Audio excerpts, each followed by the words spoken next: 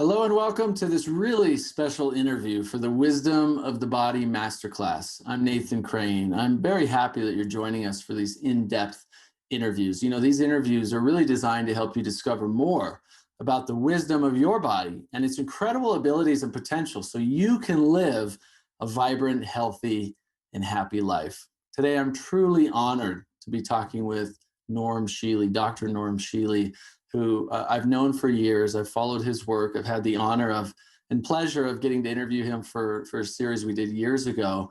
And he's truly a pioneer in this topic of health and healing and chronic disease and longevity and energy medicine. So I'm truly honored to have him with us today. I'm going to read a short version of his bio, and then we'll bring him on and start talking about, what we can do to help all of us not only live longer and healthier, but prevent and reverse the chronic diseases that we've seen just explode around the world in just the last few decades. So Norman Shealy, MD, PhD, many titles after his name, is a resident of the Shealy Soren Wellness Institute and president of the Holos Energy Medicine Education. He created the concept of holistic medicine in 1971 with the introduction of spinal cord stimulation and TENS. You may have heard of TENS therapy. He's the editor of the International Journal of Holistic Medicine. He was founding president of the American Holistic Medical Association back in 1978, and he's published over 38 books and 350 articles in his career so far, and still going incredibly strong, brilliant, and wise. He's published over 38 books, as I said, and his clinical work includes comprehensive holistic management of pain, depression, anxiety, and chronic disease. His website is realholisticdoc.com. Norm, thank you so much for joining us. Hey, a pleasure to be with you, Nathan. Great. I love that image behind you of Costa Rica also. Thank I've you. been there. Yeah, we were just talking about where we'd like to move, and we want to go somewhere tropical and warm and sunny, and some of the things we know we need to help the body heal and stay strong and healthy. Vitamin D from the sun, fresh air, clean water, right? Things that, normally we have looked to, we've just kind of overlooked over the years in terms of basic essentials for our health. And anyway, you're such a pioneer in this field. You have so many years of experience and wisdom, not only hands-on clinical experience, but the research that you've done and have contributed to over the years is truly astounding. So one, just honored and very happy and excited that you're joining us here. It's a true honor for all of us and everybody tuning in. And number two, the question I'd love to start with, because you've been in the field for a few decades now, is why have we seen this just massive explosion of chronic disease from all levels just explode in the last few decades around the world? Because of unhealthy habits. There have been 3 major studies that show that in this country, 97.5% of people are lacking 1 to 5 of absolutely essential health habits. And then the government has done more to poison us with fluoride in the water and glyphosate in the rain. So those healthy habits, let's talk a little bit about it. So that statistic is pretty shocking. 97.5% are lacking 1 to 5 essential habits. 1 to 5, lacking 1 to 5, meaning they're missing one or more of those habits in their lives. Exactly. So, I say those people who miss any of the habits are not smart enough to be alive. well, and the problem is we don't really get educated on these habits nowadays, right? I mean, in school, I didn't learn anything about health. I think in medical school, doctors aren't learning anything about health, right? Actual health care. We're learning disease management, but not health care. I think in high schools, they're not teaching, what does it actually take to keep yourself healthy. So I think it's a societal problem at the basic fundamental education level, right? Absolutely. You should start in kindergarten with proper education. That's right. I mean, I had to go through my own health challenges as a teenager growing up and get really sick and almost die, to the point of me going, okay, this kind of way of living is not very fun. I don't want to live unhealthy anymore. I wonder what being healthy could be like. And that took me down this rabbit hole the past 15 years of discovering everything I could about health and longevity. So maybe start there. What are those 5 essential habits that contribute to a healthy, long life? Well, the number one unhealthy habit is overweight. 72% of Americans are overweight, and 36% are just plain fat. You need a body mass index of 18 to 24. Every pound of that above a body mass index of 24 decreases your life expectancy and increases your risk of every known disease. So obesity, overweight, we know is a massive problem. Why? Can you explain why? Why does being overweight contribute to things like cancer and diabetes and chronic inflammatory conditions? 80% of the food is junk. 80% of the food in a grocery store is junk. And all fast food restaurants are not on my list of acceptable food. I went to McDonald's in 1962. I took one bite. I spit it out right there in the restaurant. I spit it in a napkin, threw the whole thing away, and I've never been back. You were smart. Well, I think my taste buds might have recognized monosodium glutamate. They put monosodium glutamate into everything. I wouldn't drink a cup of coffee there because I don't trust them. Monosodium glutamate is toxic to the brain. And not counting, of course, the buns and other junk that they put into it. But the important thing is I don't go to fast food restaurants and I don't buy anything off the center aisles in the grocery store. I will shop in the vegetable fruit department, the dairy department, the meat department, and that's it. So obesity again, and excess weight, right? So some of the main reasons that that's causing these chronic conditions. Maybe you can cover that a little bit. Okay, wheat is now poison. It is triple loaded with glyphosate or Roundup, which is a great poison. Right. The sperm count in this country 50 or 60 years ago was 150 million. It is now 40 million. Wow. If we do not get rid of fluoride out of the city water, within the next 20 years, there will be no more children. That's how serious that part is. And of course, the rain itself has glyphosate in it. 75% of the rain of the whole country has glyphosate in it. And that's an even worse poison. To me, it is now unethical and illegal, really, to call something organic because it was grown with outside rain. Right. And so all of these things that are contributing to all of these things you're mentioning are typically what, if you find yourself obese or overweight, is that you're typically eating fast food or eating lots of processed food, eating lots of breads and wheats and pastas, eating lots of, these foods that are manufactured in laboratories, high in complex carbohydrates, high in glyphosate and other chemicals, and it just keeps contributing to excess weight on the body, right? Which we know leads to chronic inflammation, which leads to all kinds of chronic diseases. And white rice, white rice is absolute junk. It has no value whatsoever. So wheat and white rice and white potatoes, regular Irish potatoes, and sugar are all absolute junk food.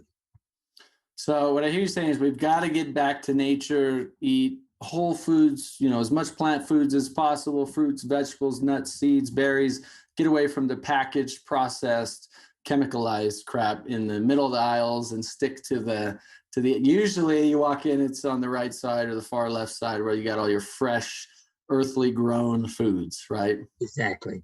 So what's habit number 2? Smoking is still number 2, even though it's only 22% of Americans. When you add that to any other bad habit, or even without that bad habit, smoking 1 pack of cigarettes a day just shortens your life by 7 years.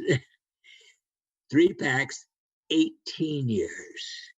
And you combine that with anything else, like overweight, then you're really in trouble.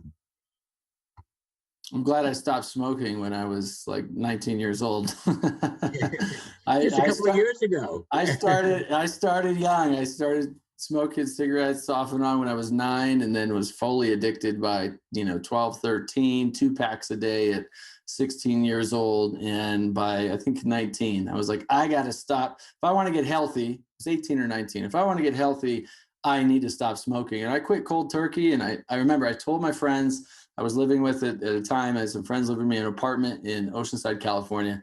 And I said, look, I'm going to just be an asshole for the next few days, but I know I need to quit. I'm done. You guys deal with it.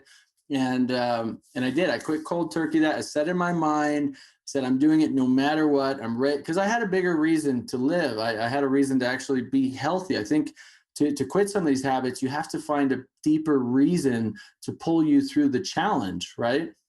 Absolutely. I totally understand. Blessings. And so that's, anyone dealing with something like cigarettes still or addiction to food, it's like we have to find the deeper reason to live, to be healthy, to be vital, whether it's for your children or your grandchildren, or it's, for yourself to feel better, or it's for the planet, but you've got to find that deeper reason. Next is eating a minimum of 5 servings of fruits and vegetables a day. The average American, Nathan, eats 2.2 servings. Whoa. 2.2 instead of 5. Now, actually, the ideal is 8 to 10, but the minimum is 5. And by the way, French fries and ketchup are not a vegetable. Or pizza. I think they started calling pizza a vegetable because it had tomato sauce or something, right? Exactly. So what does a serving look like? In general, about a cup of raw vegetables served with fruit. Minimum of 5, ideal 8 to 10. So if you were gonna do that, let's say 5, that'd be like a banana, an apple, a cup of strawberries, and a couple of carrots, and a salad made from kale or something. That would be the minimum, yes. Okay, and then double that if you want to actually have better health. And I would like to pass out one bit of information to those who are not willing or able, for whatever reason, to have the serving. There is a product. It's not made by me, but I recommend it. ORAC, ORAC, Rich Greens. 1 scoop is equal to 6 servings of fruits and vegetables. So if they just added that to their already poor diet, they would at least be in pretty good shape on that particular habit. Got it. So we've got to get the weight off the body. We've got to stop smoking if we're smoking. We've got to get minimum 5, but really 8 to 10 servings of fruits and vegetables every day. I mean, those are things challenging for a lot of people, but very doable, right? Absolutely simple. I mean, look, 1 scoop, you put it in a glass of water and you shake it up and drink it. You at least have got that habit up to snuff, so to speak. Yeah. All right. So what's the 4th one? Exercise. A minimum of 30 minutes, 5 days a week. Only 10% of Americans get that much exercise. 90% are sit all day, essentially. Yeah, I did a module in my Becoming Cancer-Free Masterclass, and one of the modules is called Medicinal Movement, and you look at what does it mean to be sedentary? And we think of people who are busy, mothers, fathers, people, blue collar workers, people who are busy all day long feel like, oh, I'm not sedentary, right? But I broke that down and I said, well, what does your life actually look like? Right? You might wake up from laying on a bed for 7, 8, 9 hours, hopefully, right? And then you go to the kitchen and you might do your morning things and all that. You walk around a little bit, sit down for breakfast. Then you get in the car and you sit in the car. And then you go to the office and you sit in the office. Then you get back in the car and you sit in the car. And you go back home, you sit in front of the dining table. And then after the dining table, you sit in front of the chair. And if you're not exercising at all, you literally are sitting or lying down 90% of your life. That is sedentary. It doesn't matter how busy your mind is with work and kids and driving here and there. It's sedentary, right? Which is one of the core causes of pretty much every chronic disease we have. And interestingly, for your information, at 88 years of age, I do 2 hours of exercise every morning. Oh my gosh. 2 hours. That's awesome. I'm a hyperactive child. I like to move. What does your 2 hours look like? Can you break that down for us? Okay. You ever heard of Charles Atlas? At age 12, I started the Charles Atlas course, which is primarily isometric exercise of the upper part of the body, but I incorporated it every joint, muscle, tendon through maximum pressure that takes me at least 40 to 45 minutes. Then I do 200 sit-ups. I do 100 backups on a Roman chair. Then I do 30 minutes standing on a Vibe machine, moving my arms like this the whole time. Music conductors live longer than any other profession. Ah, interesting. This movement is even better than walking. And I do 10 minutes on a health rider, which has 50 pounds of weight. So the seat moves, the handlebars move, and I'm doing some kind of lightweight movement for that. And then 10 minutes on a treadmill. Wow, that's, I mean, you're a living example of what, you know, we all should be doing, right? I mean, people don't need to do 2 hours, but if you do, like what you're doing, because you're doing balance, you're doing low impact stuff, right? You're doing some strength in there, some aerobic stuff. You're doing all of what I call the 4 facets of medicinal movement: strength, aerobic, balance, right? And then also, you know, you want to do a little bit of anaerobic, but not anything too much, especially if you have chronic disease. But you want to go, you know, you want to get to a point of a little bit of high intensity, but that's a whole other conversation. Absolutely. And the 5th habit you mentioned briefly earlier is a minimum of 7 or 8 hours of sleep every night. People who sleep 6 hours or less are functioning at a level of slightly drunk. They have more automobile accidents than all drug addicts and narcotic addicts combined. That's a powerful statement right there. I know if I get less than 6 hours of sleep, which I just almost never do anymore, I feel like I'm drunk. Well, I don't get it, but I would function at a very low level if I did. I happen to go to bed at 8 o'clock because I get up at 4 so that I get my 2 hours in before I go to work. Oh, wow. So are you still practicing? You're still practicing clinical practice today? Oh, yes. So tell us what your day looks like. You're 88 years young, vital, healthy. So you go to bed at 8, you wake up at 4. What does your morning routine look like? So we know you're 2 hours exercise, but what do you do for breakfast? Well, breakfast is actually a slush. It is a slush that I mix for breakfast and lunch at the same time. And it consists of 100 grams of protein and the equivalent of 20 servings of fruits and vegetables. Whoa, that's good. Yeah, I get, you know, everything right in there. So that's breakfast and lunch combined most days. So that's a smoothie that you blend together? I'm sorry, blending together. Yeah, well, It's like a smoothie you put in a blender, you make it in the blender? Exactly. And then I drink about half of it for breakfast, and the other half I put into a thermos with a couple of ice cubes, and I drink that for lunch. So do you work out in the morning? Do you work out fasted? Are you fasting, or do you drink that while you work out? So you're fasting. A glass of water when I get up, but then I do my exercise. So that's incredibly healthy as well, right? Is to not eat first thing in the morning, but actually take some time to let your body keep healing and fast in the morning. And then when do you actually start drinking your smoothie, your slush? Oh, usually between 7 and 7:30, because on most days I leave for the office by 7:30. Okay, so then and then how many hours a day are you usually working in the office? 6 to 8. It varies with especially during the current situation, but it's 6 to 8 hours. And is that a burden or is that a joy, the work you do? Oh, heavens, yes.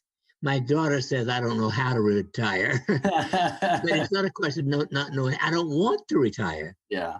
I enjoy what I do. I came here to help people. Why should I stop helping people just because I'm past 65 years of age?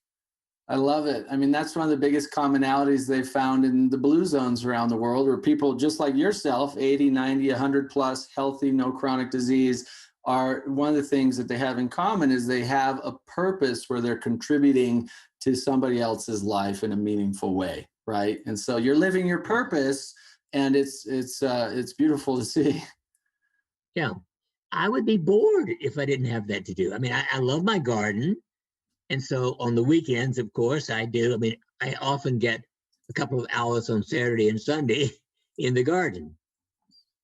So what are some, you've obviously discovered your purpose many years ago and are living it joyfully. What are maybe a couple of tips you can share with people who are still kind of try to find their next chapter in life, their second half of life, if you will, and they're trying to seek deeper purpose or meaning in their life so they too don't ever have to think about retiring because they want to work? Well, to me, the person who made this is just as important as I am. The person who made this piece of paper is just because I would be bored doing that. I don't know anything about that kind of thing. I just happened since age 4 to want to be a physician. At age 16, I knew I wanted to be a neurosurgeon. And I've never lost that interest. Of course, I gave up surgery because although neurosurgery is a wonderful field and in acute illness, surgery and sometimes drugs can save your life. But in chronic illness, conventional medicine is not good.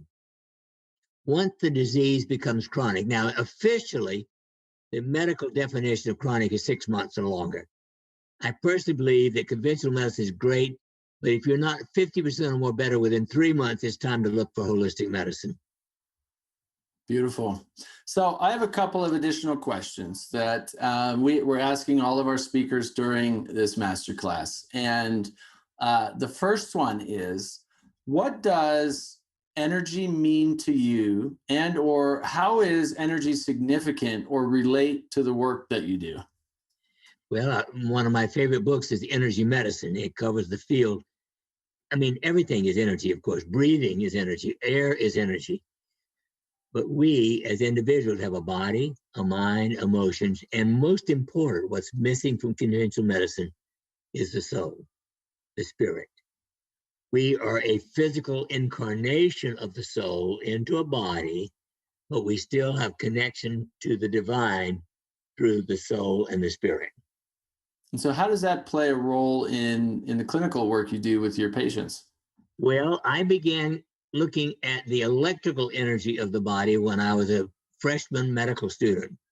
Every year in medical school, between summer, spring and fall, I did adequate research on the physiology of the brain.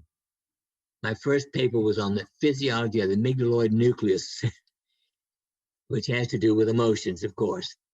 And then, of course, in the 50s, I began to work on electroacupuncture. And then I introduced TENS, or transcutaneous electrical nerve stimulation, which is still used all over the world. And then I introduced spinal cord stimulation, which is like a pacemaker over the spinal cord, which is still used all over the world. In the mid-70s, I introduced cranial electrical stimulation for depression and anxiety. And then I introduced photostimulation to calm the brain. It's the greatest thing. For 90% of people can be relaxed within 5 minutes. And then more recently, I introduced pulsed electromagnetic frequency at a gamma rate. Gamma is called in the zone. It was first discovered in Buddhist monks who meditate 8 hours a day. It puts you at perfect peace. Very few people are at perfect peace. Very few. And so it is the greatest invention, I think, of my life, because it is good for depression, anxiety, and pain. So the PMF therapy at a gamma wavelength, what does that look like? How can people experience that? Well, it's an 8-inch roughly coil, like a copper wire, hooked up to a rechargeable battery. And you can put it on your head if you've got anxiety or depression. But anywhere you put it on your body, it actually puts the brain into gamma. So if I'm sitting on it, for instance, the EEG is still at least 50% gamma. And if you put it on the head, it's 100% gamma. And when it's local, basically, in a healthy person, every cell in your body, when it's at rest, has a minus 70 millivolt charge. This sweeps the body every 10 minutes from 5.83 to 56.81 cycles per second, which reestablishes the minus 70 millivolt charge. that is healing. If you get down to minus 60 millivolts, the cells are abnormally active. It gets to minus 50, they're inactive. So this reestablishes the normal neurophysiology of your body. Beautiful. So is this a device that people can find somewhere? Yes, it's on our website. At realholisticdoc.com. What's it called? The Sheely Soren Gamma PEMF. Okay, good. Just want people to know where they can find that if they want to learn more about it. I spent 80 years trying to find a physician. Well, actually 83 years trying to find a physician that I trusted to take over my practice.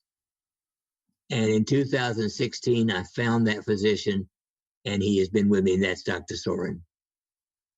Beautiful.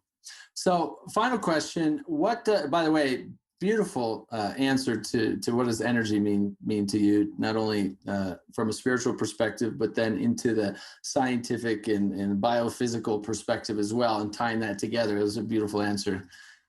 So last question is, what does the wisdom of the body mean to you? If you give it what it needs, the body will take care of itself. So that includes a great deal of nutrition. Now, interestingly, once upon a time, before so much pollution, the minimum daily requirement was enough of the vitamins. But that was like 1 to 2.5 milligrams of B complex. Today, because of fluoride and glyphosate, the average brain needs 25 milligrams of B complex and 2,000 milligrams of vitamin C, and a minimum of 5,000 to 10,000 units of vitamin D3. So 80% of Americans in this country are deficient in B complex, magnesium, vitamin C. So we've got to keep our nutrition up and make sure that we're getting lots of the 8 to 10 servings of fruits and vegetables every day, right? And supplementing with supplements that may support that. Utilizing, everything you said, stopping smoking, reducing weight, exercising every day. What about things like Qigong and meditation? Is that part of your, what you do at all, or what are your thoughts on that? Absolutely. Now, my favorite mental exercise is something called autogenic training. Autogenic training was introduced in 1912 by a German psychiatrist. And when I discovered it in 1972, there were 2,600 scientific references on it. Today, there are 28,000 scientific references on how good it is. Actually, I went back in 1974 to get a PhD in psychology to really understand self-regulation, self-control, biofeedback. And out of that, I developed something called biogenics. So now I have 68 different mental training exercises, including starting with autogenic training. And by the way, if anybody's interested in it, I will give it free to anyone who wants the basic autogenic training. All they got to do is send a note, norm@normsheely.com, and I'll send them off the autogenic training MP3. Oh, careful of that. You might get hundreds of people emailing you. I love to do that, because to me, it is the most important of the mental retraining exercises. Well, I'm going to email you right now and ask you for it as well. So that was norm@normsheely.com. And it's SHEALY. And by the way, we emphasize on our website the heal in the middle of my name. Hey, it was built in. Your purpose was built into your name already. Well, and my initials are CNS for central nervous system. Nice. Well, Norm, it's been a treat talking with you. I love how you can take decades of complicated information research and just boil it down into like 5 simple things and some additional things that we all can do to stay healthy and live longer. So thank you so much for doing this. Blessings to you, Nathan, for spreading the message. Thank you. And I want to send blessings to everybody here who's tuning in as well for this really special interview with Norm Sheely. I want to encourage you to go to his website, which is normsheely.com, or holistic. Real holistic. Realholisticdoc or just send him an email, norm@normshealy.com, and you'll get that free MP3. I thank you all for joining us for this great series. Make sure to go and tune in to all the masterclass modules, as well as listen to all the interviews. There's so many nuggets of wisdom for living your healthiest, happiest, most fulfilling life throughout this series. So thank you so much. Take care.